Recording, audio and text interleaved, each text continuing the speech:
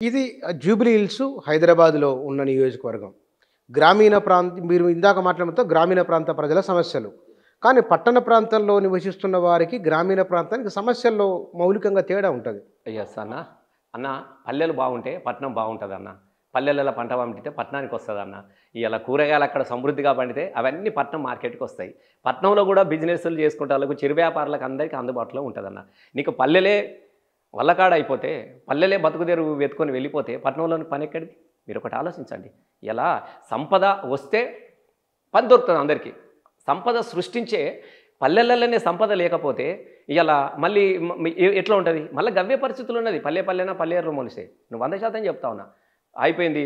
కట్టిన కాళేశ్వరం ప్రాజెక్టు దానికి ఏదో చిన్న బూచి చూపించిండు, ఖతం చేసిండు. ఇవాళ ఏదో వర్షాలు పడ్డాయి కాబట్టి నిన్న చెరువులలో 4 నీళ్ళ చుక్కలు కనబడ్డాయి. రేపు పొద్దుగాల మొన్న వర్షాలు పడదాకా పరిస్థితి ఏంది? ఎల్ఎండి ఎండిపోయింది కదా, కృష్ణం ఆగమైపోయింది కదా, ప్రాజెక్టులను ఎక్కడికక్కడ అడుగులు తేలినాయి కదా. పరిస్థితుల్లో ఆ నీళ్లను వస్తాయో రావని కూడా చాలా పంట తక్కువ వేసారు. మీరు అది కూడా చెప్తా ఉన్నా. ఇలా దాన్ని రిపేర్ చేసే పరిస్థితి లేదు. ఇల్లు కట్టుకుంటామన్నా, 2 పిల్లలు కూలిపోతే సవరించుకుంటామా, ఇల్లు కూడా కొట్టుకుంటామా?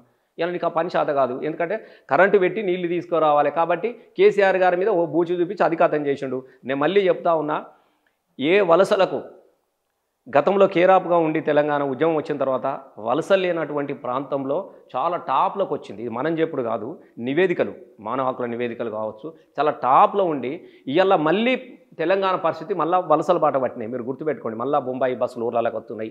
మళ్ళీ బొంబాయి ప్రైవేటు బస్సులు బొంబాయి బాట పడుతూ ఉన్నది. మళ్ళీ దుబాయ్ బాట పడుతూ ఉన్నారు. మళ్ళీ ఇప్పుడు హైదరాబాద్లో చూడరాదు. ఇలా ఆటో వాళ్ళని చూడండి. ఆటోల జీవితాలను నాశనం చేసిన ఆటోలకు 15,000 ఇస్తా అని చెప్పినాడు. ఇచ్చిండా? బస్సు ఫ్రీ పెట్టినావు, ఓకే, ఫ్రీ పెట్టిండు. ఆడోళ్ళకు ఫ్రీ పెట్టిండు, మగోళ్ళకు వాళ్ళు కాంగ్రెస్లో అంటున్నారు బీఆర్ఎస్ నాయకులు మహిళలకు బస్సు నువ్వు రద్దు చేయమని అంటున్నారు. ఇది ఎక్కడైనామని అంటున్నారు. అన్న మీకు ప్రజలు తెలివి కలవాలి బుచ్చన్న. నువ్వు ఎన్ని ఫ్రీ బస్సులు పెట్టినావు? సూపర్ డీలక్స్ కాదు, ఈ ఎక్స్ప్రెస్ కాదు, ఆ ఎక్స్ప్రెస్ కాదు అంటున్నావే. పాత బస్సులు తీయాలి, పల్లె వెలుగని రాయాలి, ఊళ్ళకు పంపాలి. ఆడొకటి ఈడొకటి, పొద్దుగాల ఒకటి, పొద్దుగా ఏమన్నా ఫ్రీ బస్సు. సరే వాళ్ళకు ఓకే. మొగోళ్ళకి పెంచినావు కదా, మరి భార్య ఫ్రీ వస్తుంటే మొగైన టికెట్ కొనుక్కుంటే సేమ్ అవుతుంది. దీనికి దానికి మ్యాచింగు. నీ టికెట్ ఇంకా పడుతున్నది. ఇలా మొన్ననే బస్సుల టికెట్లు పెంచినవా? తాగే మందు పెంచినవా? మందు బాటలు అది. ఇప్పుడు మద్యం ధరలు పెంచుతీవి, బస్సు టికెట్లు పెంచుతీవి, అన్నీ పెంచుతీవి. ఇక మరి ఏది ఉచితమే? నువ్వు చెప్పు, నాకు రాదు. ఏది ఉన్నది ఉచితం నాకు చెప్పరాదు.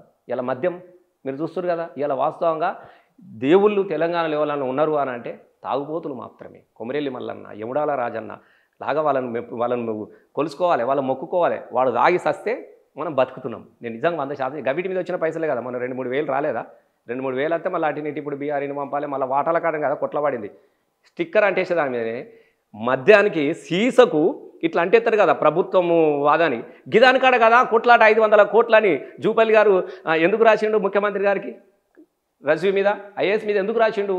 మా వాళ్ళకి మన అడిగలేదు, ఈయన ఆడిపోయిండు. ఇదే కదా పంచాది. మా అల్లునికి ఇప్పియాలని ముఖ్యమంత్రి, నా కొడుకు ఇప్పియాలని ఈ మంత్రి.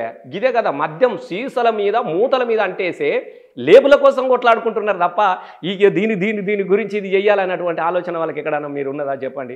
ఇలా వాళ్ళు తాగితేనే కదా నాన్న వాడు తాగి బతికిస్తున్నాడు. నేను ప్రామిస్ చెప్తున్నా, తెలంగాణలో ₹1 ఆదాయం లేదన్న. రిజిస్ట్రేషన్లు ఆగిపోయినాయి, భూములు ఆగిపోయినాయి, ఏ కాన పైసలు లేవు. ఏమన్నా ఉన్నది అని అంటే మాత్రం గదే 3 లక్షలు, 2 లక్షలు, 3 లక్షలు వేసిండు. వాడు ఆశకు పోయిన వాళ్ళు అందరికీ నీకు ఒక్కొక్కడు ₹1,00,00,000 వేసిండు. అందులో ఒక్కటి వచ్చి సంబరపడ్డాడు. ఇలా మొత్తం ఒక వాళ్ళని గది నడుస్తుంది. అభివృద్ధి ఏంలో జరిగిందని అంటే మద్యం దుకాణాల చాలా నంబర్ 1 ఇలా. టీఆర్ఎస్ కూడా మద్యం విషయంలో అప్పుడు బాగా పేరు. ఇట్లా లేదన్న, ఇట్లా లేదు. ఇప్పుడు ఇట్లా లేదు మద్యం దుకాణంలో, గిట్ల లేదు. గింత అరాచకం. 3 లక్షలు పెడితే అరే ఎవడన్నా అన్న 3 లక్షలు పెడితివి. మళ్ళీ అన్నిటికీ పర్మిషన్ లేనే. మొత్తం బెల్ట్ షాపులు, ఈ షాపులు, ఆ షాపులు, ధరలు పెంచుతీవి. మామూలు లేవు. నువ్వు మందగా అలవాటు ఉందా? లేనట్టున్నది. నీకు తెలియదు దాని గురించి. అది వేరుగా ఉంటుంది. అది మొత్తం దాని వ్యవస్థ, దాని డిజైనింగ్ అంతా వేరుగా ఉంటుంది. ఇప్పుడు గదే బతికిస్తున్నది తెలంగాణను. రేవంత్ రెడ్డిని ఇంతో అంతో ఇలా వాళ్ళ ఎమ్మెల్యేలకు జీతాలు, వాళ్ళ మంత్రులకు జీతాలు వెళ్తున్నాయి అని అంటే మా తాగుబోతు అన్నల పైసలే. వాళ్ళు దేవుళ్ళు కదా అన్న, వాళ్ళకు పెద్ద సన్మానాలు చేయాలి, ఫోటోలు పెట్టాలి. టీఆర్ఎస్ ఆయనలో కూడా 14,000 కోట్లు, 15,000 కోట్లు వచ్చినాయి కదా. ఇప్పుడు మనం 2 లక్షలు పెడితే ఈయన 3 లక్షలు చేసిండు దాన్ని దరఖాస్తు ఫీజు. తర్వాత మద్యం ధరలు పెంచినాడు విపరీతమైన పర్మిషన్లు ఇస్తా ఉన్నాడు. ఇలా మొత్తం ఎక్కడికక్కడ పర్మిషన్లు ఎన్నన్నా తీసుకోండి. ఈ అరాచకం లేకుండే కదా. కానీ ఒక మాట అన్నాం, బస్సు టికెట్ల ధరలు పెంచినప్పుడు కానీ మద్యం ధరల పెంపుదల విషయంలో కానీ, లేదా మీరు అన్నట్లు మంత్రులు వాటాల కోసం గొడవ పడుతున్నప్పుడు కానీ, లేదా సన్నబియ్యం ఇవి పాత వాటికి పాలిష్ చేసి ఉన్నప్పుడు కానీ ప్రజలు రోడ్ల మీదకి వచ్చి ఆందోళన చేసిండ్రా? లేదు. ఒక్కటేనా అది మీరు అనుకుంటారు. ఇప్పుడు రోడ్ల మీదకి వచ్చి హఠావో బచావో అనేది లేదన్నా, రాని సంగతి చూపిస్తాం మేము.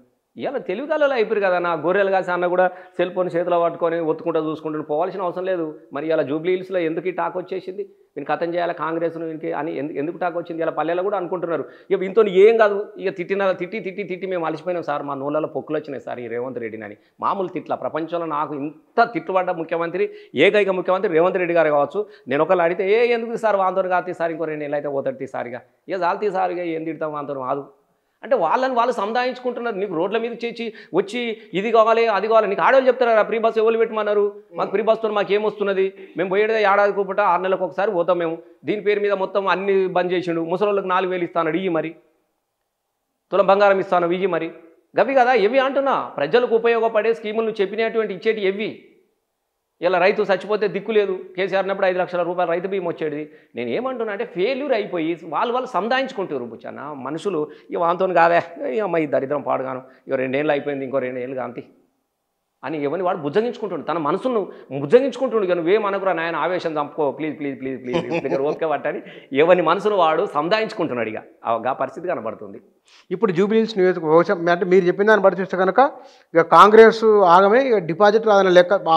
నేను డిపాజిట్ వస్తుందా రాదా అని నేను అనట్లేదు, మీరు అంటలేరు కానీ అన్న నేను 2 జరుగుతూ ఉన్నాయి.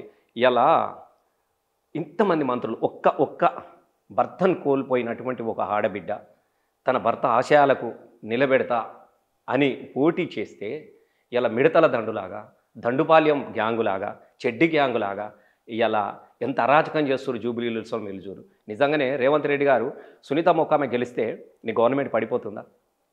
ఒక ఆడబిడ్డకు నీతో కలిసి పనిచేసిండు గతంలో కూడా గోపీనాథ్ గారు కూడా, నువ్వు తెలుగుదేశంలో ఉన్నప్పుడు కూడా ఆయన నీతో కలిసి పనిచేసిన వాడు. మీరు కూడా పోటీ పెట్టిండ్రు. నేనేమంటారా, నేను చెప్తున్నా పని చేసినట్టు పెట్టు, నాకేం అభ్యంతరం లేదు. మాట్లాడుతున్న మాటలు ఎట్లా ఉన్నాయి మీరు చూసారు కదా. ఆయన పోటీ చేసి ఆయన మాటలేమో వేరుగా, ఇక్కడికి వచ్చేసరికి శుద్ధపూస ముచ్చట్లు. ఎంత అరాచకం చేస్తూ ఉన్నాడు. ఎన్ని డబ్బులు మన సినిమా కార్మికులది పెట్టి అదొకటి. ఎవడన్నా 2 ఏళ్ల తర్వాత అందరు యాదికి వస్తారు. నేను అజారుద్దీన్కి మంత్రి పదవి ఇచ్చిన అంటాడు. ఇయ్యాక ఎవడన్నా వద్దన్నాడా? కేసీఆర్ ఇయ్యలేదా? తెలంగాణ రాష్ట్రంలో తొలి డిప్యూటీ సీఎం మొహమ్మద్ అలీ అన్నని చేసినాడు, 2 సార్లు హోమ్ మినిస్టర్ని చేసి. ఎన్నికల గురించి రాదు మరి 2 ఏళ్లలో అజారుద్దీన్ నీ పక్కనే తిరుగుతున్నాడు కదా, మరి ఇయ్య పెట్టి అవకాశం వచ్చింది. ఇప్పుడు ఎందుకు వచ్చిందా అన్న? 2 ఏళ్ల నుంచి అయితే మంత్రి కథలు ఖాళీగానే ఉన్నాయి కదా, మరి నువ్వు చేసినాడు ముస్లింకి ఎందుకు ఇయ్యలేదని అడుగుతున్నాం మేము సూటిగా. నిజంగానే మైనార్టీల మీద ముస్లిం ఎప్పుడు ఎట్లంటుందన్నా? నీకు జూబ్లీ హిల్స్ ఎలక్షన్లో ఇంకా వారం 10 రోజులలో ఇప్పుడు ఒక శాఖ కూడా ఇవ్వాలి. ఇంకా అది ఉంటుందో పిక్తుందో కూడా తెలియదు మంత్రి పదవి. ఆ శాఖ కూడా ఆయన ఎమ్మెల్సీ కాదు, ఏది కాదు. ఆ శాఖ కూడా ఉంటుందో లేకుంటే ఇప్పటిదాకా శాఖ ఇయ్యలేదు. నాకు తెలిసి ఈ 9-11 తారీఖు నాడు ఎలక్షన్లు అయిన తర్వాత శాఖలు గీకలు అన్ని వీక్తాయి కావచ్చు, ఏదో అట్లా చూపించడానికి. అంత అభద్రత అవసరం లేదు కదా. నిజంగా రేవంత్ రెడ్డి నీ పాలన చక్కగా ఉంటే సడన్గా అజారుద్దీన్ని తీసుకొచ్చి సడన్గా సినిమా కార్మికుల సభలు పెట్టి సన్మానాలు చేయించుకొని సడన్గా నేను ఇట్లా చేస్తా, నేను అట్లా, అంత అభద్రత నీకు అవసరం లేదు. నువ్వే తిరుగుతున్నావు కదా. ముఖ్యమంత్రి అంటే ఒక నియోజకవర్గంలో ఒక 6-7 రోజుల నుంచి పాదయాత్రలు, ఈ యాత్రలు, భూమి యాత్రలు, దేకుడి యాత్రలు పెట్టుకుంటారే అన్నా? మీరు చెప్పండి. మీరు నువ్వు ముఖ్యమంత్రి ఎక్కడ ఉంటుందా? ఇలా నువ్వు చేయాల్సిన యాత్రలు ఎక్కడ? ప్రజలు చచ్చిపోతా ఉన్నారు, అల్లాడిపోతా ఉన్నారు. కేసీఆర్ వస్తారా? కేసీఆర్ గారు రారు. కేటీఆర్ గారు చూస్తూ ఉన్నారు. వర్కింగ్ ప్రెసిడెంట్ కేటీఆర్ గారు ఉన్నారు, హరీష్ అన్న గారు ఉన్నారు, చాలా బ్రహ్మాండంగా చేస్తూ ఉన్నారు. కేసీఆర్ అవసరం ఏర్పడితే తప్పకుండా వస్తాడు. కానీ ఆ అవసరమే ఇలా ప్రజలు ఇవ్వట్లేదు. మేము తప్పకుండా వేస్తాం సార్ అని చెప్తున్నారు. కేసీఆర్ సారు పేరును తలుసుకుంటారు. ఇక నీకు ఇంత ఓపెన్గా సార్ పేరును తలుసుకుంటారు. వీళ్ళు ఉన్నారు కదా, బ్రహ్మాండంగా చేసుకుంటున్నాము. ఇలా మేమంతా ఉన్నాం కదా. మేము సార్ అవసరం పడ్డప్పుడు తప్పకుండా వస్తాడు. కానీ సార్ జనంలోనే ఉన్నాడు కదా, ప్రతిరోజు సార్ను తలుసుకుంటా ఉన్నారు జనాలు. ఏ ఇంటికి పోయినా కూడా సార్ పేరును తలుసుకుంటా ఉన్నారు. ఇంకంతకన్నా ఏం కావాలి?